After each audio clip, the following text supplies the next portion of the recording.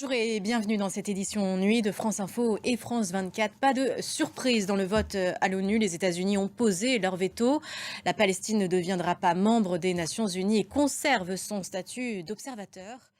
Et à noter que le Hamas condamne ce veto américain donc survenu dans ce vote. Et entre les proxys de l'Iran et Israël, justement, c'est œil pour œil, dent pour dent.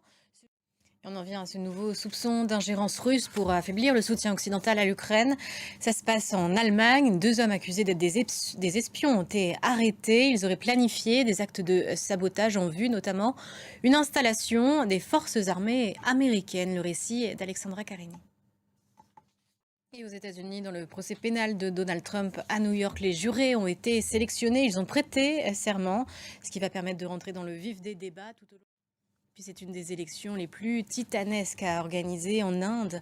968 millions d'électeurs sont appelés aux urnes pour choisir 543 députés de la Chambre basse. Et puis il fait chaud, très très chaud dans l'ouest de l'Afrique, peut-être plus que d'habitude à cette période. En France, le gouvernement sur tous les fronts concernant la violence des jeunes. Le Premier ministre a appelé un sursaut d'autorité avec des mesures punitives.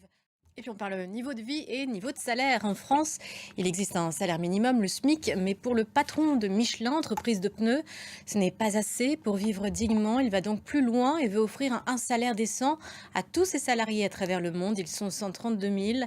Salaire décent et adapté au coût de la vie locale. Explication de nos confrères de France 2. Voilà, c'est la fin de ce journal. Merci à vous de l'avoir suivi. Restez sur notre thème. Prochain point sur l'actualité, c'est dans une quinzaine de minutes.